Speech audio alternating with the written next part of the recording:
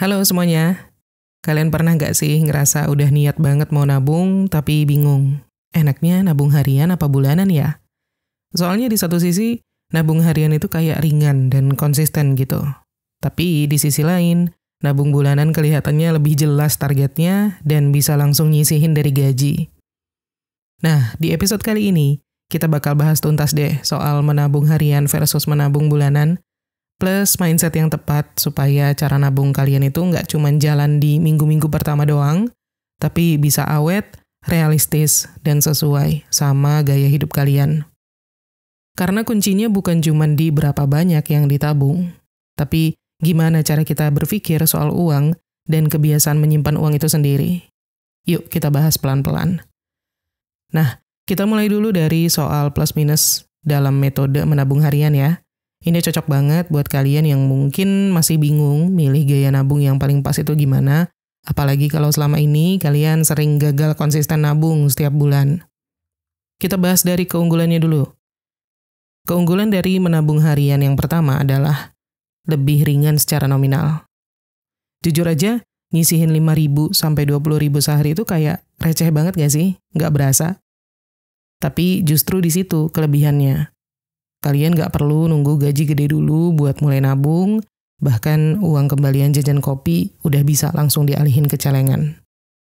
Nah, pola kayak gini tuh yang bisa bikin kita lebih mudah untuk mulai tanpa beban. Dan jangan salah, kalau kalian konsisten 10.000 sehari, dalam setahun itu udah bisa jadi berapa? 3.600.000. Uang segitu bisa banget buat banyak hal. Jadi modal usaha kecil, atau dana darurat awal. Terus keunggulan yang kedua, melatih konsistensi dan disiplin dari hal kecil. Menabung harian itu mirip banget ya sama olahraga ringan. Nggak kelihatan hasilnya di hari pertama, tapi efeknya berasa kalau kita bisa rutin. Ngelatih otot finansial itu juga butuh latihan kecil setiap hari. Dan dari situlah muncul rasa tanggung jawab. Bukan soal besar kecilnya jumlahnya, tapi kebiasaan yang terbentuk. Dan kebiasaan inilah yang bakal membantu kita siap menghadapi keuangan yang lebih serius di masa depan. Lanjut, keunggulan menabung harian yang ketiga yaitu cocok untuk yang penghasilannya harian atau nggak tetap. Buat kalian yang kerjanya freelance atau jualan online atau ojol atau pokoknya yang dapat uangnya nggak setiap tanggal 1 setiap bulan misalnya gitu ya. Nah, metode ini justru lebih masuk akal. Karena kalian bisa langsung nyisihin uang pas baru dapat, tanpa harus mikirin skema bulanan. Hari ini dapat rezeki, langsung sisihkan sebagian. Gak perlu tunggu akhir bulan. Nah, itu tadi beberapa kelebihan dari menabung harian. Sekarang kita ke minusnya, atau mungkin kekurangannya ya dari metode ini. Yang pertama itu adalah rawan bolong kalau nggak konsisten. Nah, ini sebenarnya tantangan terbesarnya. Karena nominalnya kecil, kadang kita ngerasa kayak, nggak nabung hari ini juga nggak ngaruh lah. Padahal ya, kalau bolong terus gitu ya nggak jadi nabung dong. Kalau nggak ada sistem yang membantu kita untuk tetap disiplin, entah itu reminder, pengingat gitu ya, atau catatan, atau challenge bareng teman misalnya, kemungkinan besar metode ini cuma jadi niat doang. Jadi, penting untuk kita punya semacam pengingat pribadi. Entah itu bentuknya tracker di tembok, aplikasi keuangan, atau ritual kecil kayak masukin uang ke celengan setiap malam sambil afirmasi, hari ini aku lebih kuat secara finansial gitu misalnya. Lalu kekurangan yang kedua dari menabung harian adalah terkesan kecil, jadi gampang disepelekan. Ini jebakan yang paling halus, karena cuma 10.000 atau 15.000 per hari itu kayak banyak orang yang nggak nganggap serius ya. Padahal kalau di total-total dalam setahun bisa loh jadi tabungan yang lumayan banget. Dan kebiasaan ngeremehin hal kecil ini juga bisa jadi introspeksi juga. Kalau kita belum bisa menghargai nilai dari sesuatu yang kelihatannya kecil, gimana kita mau siap mengelola uang yang besar? Makanya penting banget untuk kasih makna pada setiap uang yang ditabung. Misalnya kalian anggap setiap 10.000 ini adalah bentuk aku nyiapin masa depan, bentuk aku peduli sama diriku sendiri. Kalau udah pakai emosi dan makna kayak gitu, yakin deh kalian bakal lebih niat ngejalaninnya. Nah, kalau kita ngomongin soal nabung harian, yang sering jadi tantangan itu bukan teknisnya, tapi mindsetnya ya. Karena ya jujur aja, sekali lagi nyisihin 10.000 itu nggak sulit, tapi ngebangun pola pikir yang bikin kita mau dan rela ngelakuin itu setiap hari, itu yang susah. Jadi kita bakal bahas nih beberapa tips mindset yang bisa membantu untuk lebih konsisten dan ngerasa lebih paham sama proses menabung harian ini. Tips mindset yang pertama adalah, kecil itu bukan berarti nggak penting. Ini penting banget ya untuk ditanam di dalam kepala. Kadang karena nominalnya kecil, kita jadi mikir kayak, paling juga cuma 10.000. Tapi coba deh hitung, 10.000 dikali 30 hari, itu kan sama dengan 300.000. Nah, 300.000 dikali 12 bulan, sama dengan 3.600.000.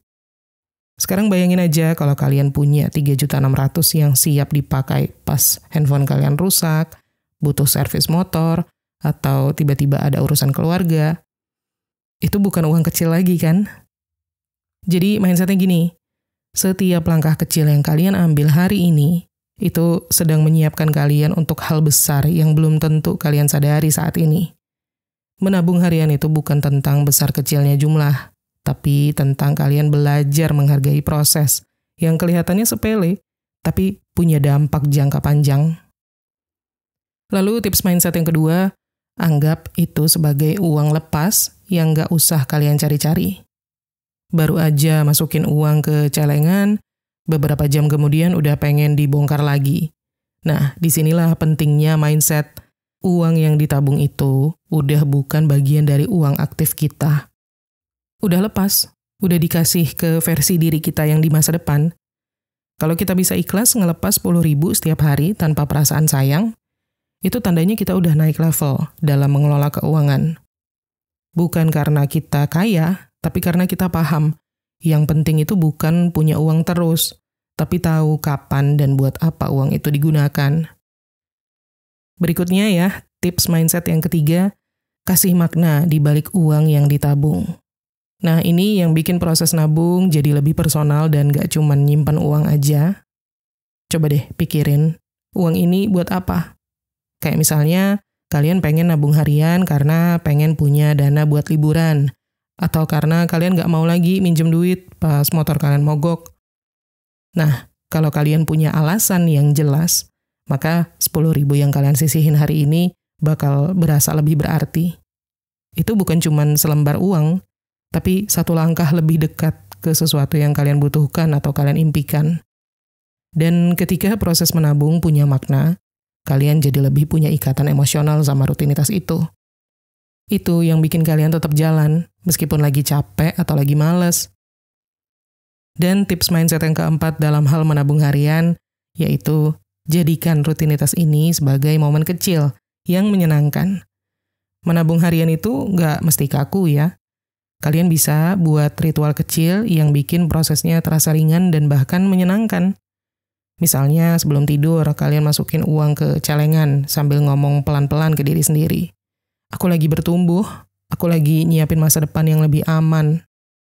Kedengarannya sederhana, remeh gitu ya.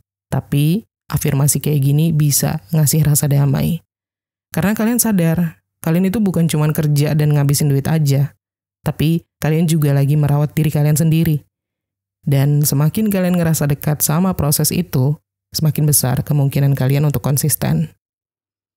Oke, sekarang kita bahas soal tips and trick yang praktis untuk kalian yang mau mencoba metode menabung harian ya. Ini penting banget, karena kadang bukan kita nggak niat nabung, tapi kita belum nemu cara yang pas atau belum punya sistem yang bikin nyaman dan konsisten. Tips yang pertama adalah gunakan toples atau celengan transparan. Kelihatannya sepele ya, tapi ini powerful banget. Karena kalian bisa ngelihat langsung progres menabung kalian setiap hari. Bayangin setiap kali kalian masukin uang 10.000 ke toples bening misalnya, pelan-pelan isinya bertambah. Itu bukan cuma nyimpen uang, tapi juga ngasih motivasi visual. Karena seringkali kita tuh butuh melihat bukti kalau usaha kecil kita ada hasilnya gitu kan. Nah, kalau kalian cuma nabungnya di dompet atau nyelipin di buku, ya kayak hilang gitu aja kesannya. Tapi kalau kalian bisa melihat hari ini nambah, besok nambah lagi, lusa nambah lagi, dan seterusnya, itu jadi semacam bukti bahwa kalian bisa konsisten. Dan itu bikin nagih. Terus tips yang kedua, tentukan target bulanan, lalu bagi jadi target harian. Ini cara paling realistis deh biar nggak bingung. Misalnya kalian pengen nabung 300.000 sebulan. Bagi aja jadi per hari, sekitar 10.000 kan per hari. Nah, angka ini jadi semacam angka suci harian kalian. Kenapa penting ditargetin kayak gitu? Karena kalau nggak ada tujuan, lagi-lagi kalian pasti bakal bingung sendiri. Tanpa target, kalian jadi gampang lepas kontrol. Hari ini nabung, besok lupa, lusa bilang entar-entar aja.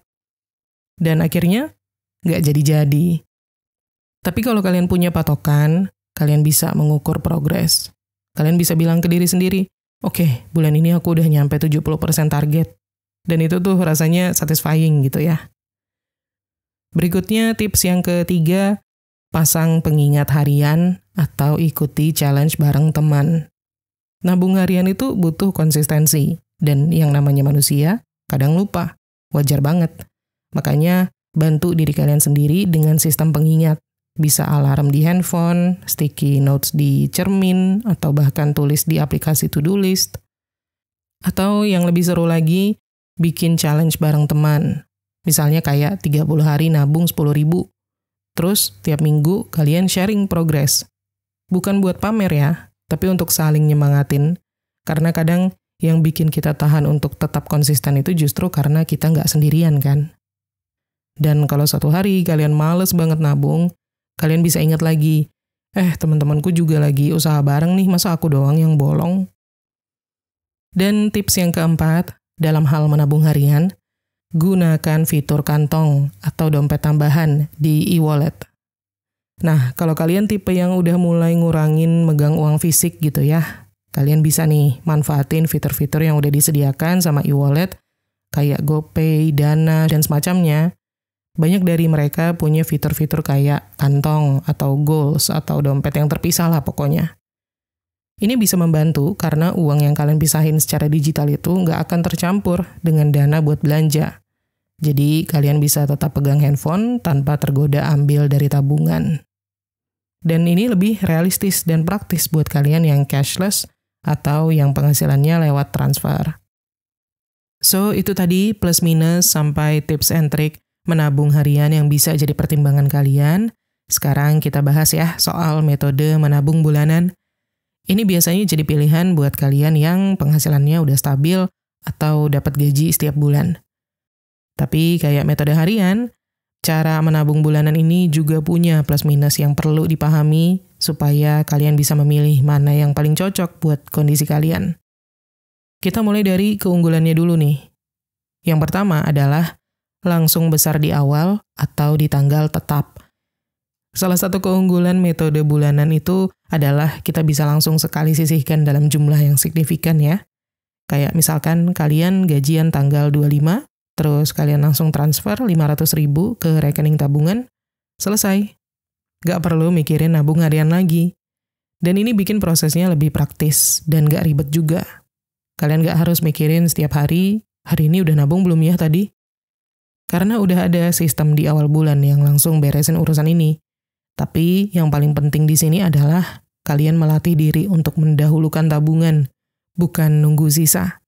Ini latihan mental yang gak mudah memang, tapi sangat powerful. Karena kalian lagi bilang ke diri sendiri, aku prioritasin masa depanku dulu sebelum jajan sekarang. Lalu, keunggulan yang kedua dari menabung bulanan adalah mudah dikaitkan dengan sistem gaji atau transfer otomatis. Untuk yang gajinya bulanan ini cocok banget ya. Kalian bisa bikin auto debit, jadi begitu uang masuk ke rekening utama, sistem langsung mindahin sebagian ke tabungan. Dan auto debit itu salah satu penyelamat hidup yang underrated banget deh. Kenapa? Karena kadang kita udah niat nabung tapi ke distract. Baru terima gaji, lihat ada flash sale, buka aplikasi order makanan, ada temen ngajak healing, nongkrong-nongkrong, dan ya udah lupa deh nabungnya. Tapi kalau kita punya sistem auto transfer atau auto debit, kita jadi nggak perlu bergantung ke niat. Tinggal bikin keputusan sekali, yaitu ngeset auto debit auto transfer itu. dan biarkan sistemnya yang jalanin sisanya. Terus keunggulan yang ketiga, lebih strategis untuk jangka panjang. Karena jumlah yang disisihkan itu cukup besar, kalian jadi bisa langsung alokasikan ke hal-hal yang lebih terencana. Misalnya masukin ke rekening khusus yang nggak ada kartu ATM-nya, atau mau investasi ke reksadana, atau buka deposito, atau nyiapin dana untuk pengeluaran tahunan, kayak misalnya pajak kendaraan, atau dana liburan, traveling gitu ya. Ini bukan cuma soal menyimpan uang aja, tapi juga mengatur arah uangnya ke tempat yang bermanfaat. Dan ini yang bikin metode bulanan terasa lebih dewasa secara finansial gitu ya. Karena kita nggak cuma mikirin besok, tapi udah mulai mikirin setahun ke depan. Itu tadi beberapa keunggulan dari menabung bulanan. Sekarang kita ke sisi yang sebaliknya, yaitu minus dari metode ini. Nah, kekurangan yang pertama adalah terasa berat di awal kalau belum terbiasa. Ini dia tantangannya. Nggak semua orang siap untuk motong langsung 1 juta di awal bulan, apalagi kalau kalian masih di fase gaji yang pas-pasan atau banyak kebutuhan mendadak. Kadang malah jadi bikin stres sendiri. Lah ini baru tanggal 5 kok, duit gue udah tinggal separuh ya. Akhirnya kalian tarik lagi tuh tabungan, dan prosesnya jadi muter di situ-situ aja. Kalau kalian maksain diri terlalu keras di awal, tanpa strategi, konsekuensinya bukan cuma keuangan yang kacau, tapi juga mental yang capek dan jadi trauma sama proses menabung. Makanya penting banget untuk ukur kemampuan diri sendiri ya, bukan cuma ikut-ikutan orang lain. Kalau 1 juta itu terasa berat, ya mulai aja dari 100.000 misalnya. Yang penting di konsistensi dan kenyamanan. Karena percuma gede di awal tapi nggak tahan lama kan. Lalu kekurangan yang kedua adalah gampang dilupain kalau nggak auto-debit atau kedisiplinan pribadi masih lemah. Untuk kalian yang belum terbiasa mencatat atau nggak punya sistem keuangan pribadi, metode ini bisa gampang ke-skip gitu ya. Niatnya nabung tanggal 1, tapi lupa. Tanggal 10 baru ingat, tapi uang udah keburu menipis. Akhirnya, ya udah deh bulan depan aja, gitu terus setiap bulan. Makanya kalau kalian tipe orang yang gampang terdistraksi atau nggak terlalu rajin mantau rekening, sangat disarankan untuk aktifin fitur auto transfer atau auto debit. Bukan karena kalian nggak bisa dipercaya, tapi karena hidup itu memang rame banget. Kita nggak bisa ngandelin ingatan terus untuk hal sepenting ini. Jadi memang menabung bulanan itu masih ada kekurangan atau tantangannya tersendiri. Oleh karena itu, mindset kita tentang uang, khususnya dalam konteks menabung secara bulanan, juga perlu diasah dan dimatangkan. Nah, tipsnya adalah pertama, ubah pola pikir dari uang sisa jadi uang prioritas. Selama kalian masih mikir kayak, kalau ada sisa baru ditabung, ya kemungkinan besar nggak bakal pernah ada sisa. Kenapa? Karena hidup nggak nungguin kalian punya sisa. Selalu ada aja yang bisa bikin uang kalian menguap. Entah itu ada diskon mendadak, ada traktiran teman, ada pengeluaran kecil tapi sering. Makanya, mindsetnya yang perlu digeser. Bukan kalau ada sisa, aku tabung, tapi begitu uang masuk, langsung aku sisihkan untuk masa depan. Pokoknya, menabung itu jadi kayak bayar listrik atau bayar langganan Spotify gitu deh. Harus jalan duluan. Bukan karena kalian pelit sama diri sendiri, tapi karena kalian sadar mana yang penting untuk diselamatkan duluan. Next, tips mindset yang kedua, anggap menabung sebagai bentuk sayang sama diri sendiri di masa depan. Ini yang kadang kita lupa gitu ya. Menabung itu bukan menahan kesenangan, bukan menghambat kebahagiaan diri sendiri, tapi ngasih rasa aman dan nyaman kepada kita versi besok atau tahun depan.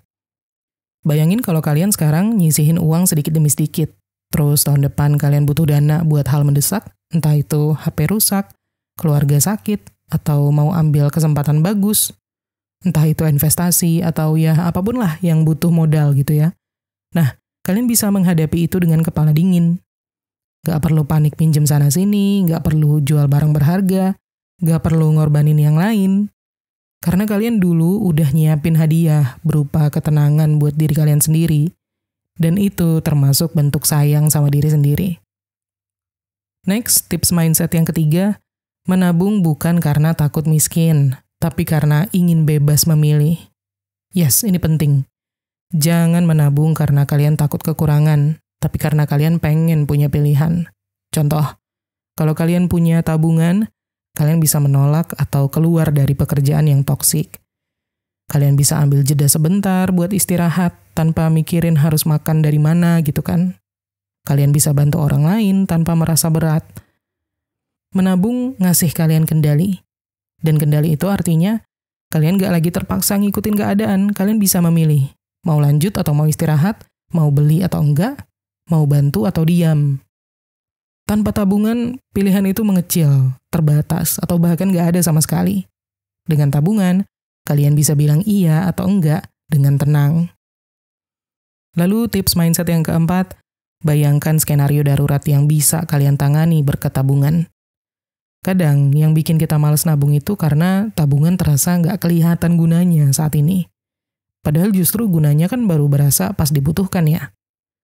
Nah, coba bayangin hal sederhana kayak, misal kalian lagi di luar kota, dan motor kalian tiba-tiba mogok. Terus kalian ke bengkel, dan tukangnya bilang kalian butuh ganti spare part gitu.